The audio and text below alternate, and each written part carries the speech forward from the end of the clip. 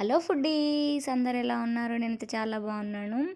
ఈరోజు గీ with omelette ఎలా వేయాలో చూపిస్తాను. చాలా టేస్టీగా ఉంటుందండి. ఫస్ట్ అయితే 4 ఎగ్స్ బ్రేక్ చేసుకొని నేను బౌల్లో వేసుకుంటున్నాను. వేసుకున్న తర్వాత ఒక మీడియం సైజ్ ఆనియన్, చిన్న పచ్చిమిర్చి చిన్నగా ముక్కలుగా కట్ చేసి వేసుకుంటున్నాను. ఇలా వేసుకోవడం వల్ల చాలా బాగుంటుందండి.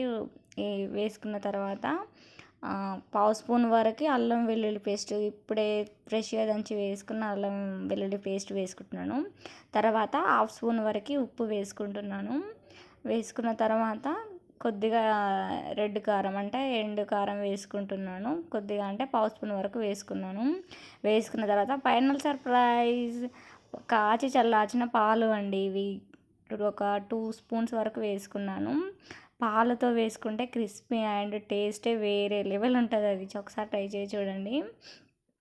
ఇప్పుడు ఉప్పు ఎలా సరిపోతుందంటే మనం డ్రై కారము పచ్చిమిర్చి రెండింటి కలిపి సరిపోయేటట్టు వేసుకోవాలి. ఉప్పు తక్కువైనా బాగోదు, ఎక్కువైనా కూడా బాగుండదు. సరిపోయేటట్టు వేసి ఒక స్పూన్ సాయంతో మంచిగా అన్నీ కలిసేలాగా కలుపుకోవాలి. కారం అలా ఉండలుండలుగా ఉన్నది కదా, ఆమ్లెట్ వేసేటప్పుడు సెట్ చేసుకోవచ్చు.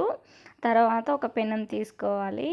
తీసుకున్న తర్వాత గీ వేసుకొని ఫస్ట్ ఆమ్లెట్ కదా, ఫస్ట్ వేసేటప్పుడు మొత్తం గీ మొత్తం పెనంకి స్ప్రెడ్ అయ్యేలాగా చేసుకోవాలి. చేసుకున్న తర్వాత మనం కలుపుకున్న ఎగ్ ఉంది కదండి, అది వేసుకొని మధ్యలోనే ఇట్లా ఉంచుకోకుండా, తిక్కుగా ఉంచుకోకుండా మొత్తం పెనం మొత్తం స్ప్రెడ్ అయ్యేలాగా స్పూన్ సహాయంతో స్ప్రెడ్ చేసుకోవాలి.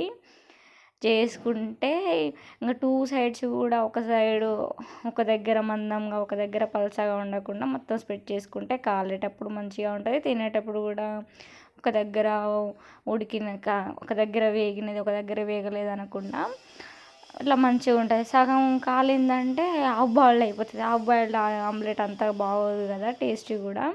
అందుకని మొత్తం స్ప్రెడ్ చేసుకోవాలి పెనం మొత్తము.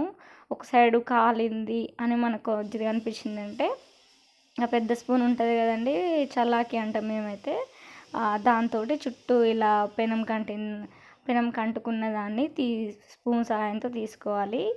తీసుకున్న తర్వాత ఇప్పుడు ఆమ్లెట్ బ్రేక్ అవ్వకుండా 1 సెకండ్ కళ్ళు మూసి తెరిచేలోపు వేసుకుంటే బ్రేక్ అవ్వకుండా ఉంటుంది. అలా ఆ స్పూన్ కూడా మొత్తం ఆమ్లెట్ కవర్ అయ్యేలాగా పెట్టుకోవాలి. అలా బ్రేక్ అవ్వకుండా ఉంటే మంచిగా వస్తుంది ఆమ్లెట్. ఒక సైడ్ ఫుల్గా కాలిపోయినది, ఇంకొక సైడ్ కొంచెం పచ్చి పచ్చిగా ఉంటుంది కదా ఎగ్, అది స్పూన్ సాయంతో ఇలా నొక్కుతూ ఉండాలి. చుట్టూ నొక్కుతూ ఉంటే మధ్యలో కాకుండా చుట్టూ కూడా కాలితే బాగుంటుంది. కలర్ చేంజ్ చేసి వస్తుంది. లేకపోతే అలానే ఒక సైడు కాలకుండా ఒక సైడ్ కాలినట్టుగా ఉంటుంది.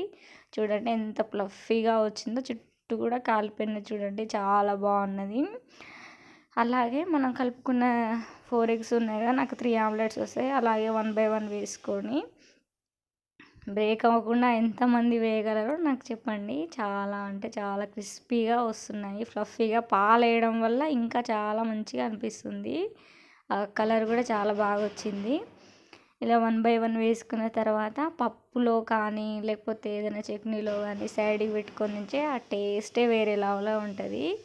Thanks for watching. Please subscribe my channel. Thank you.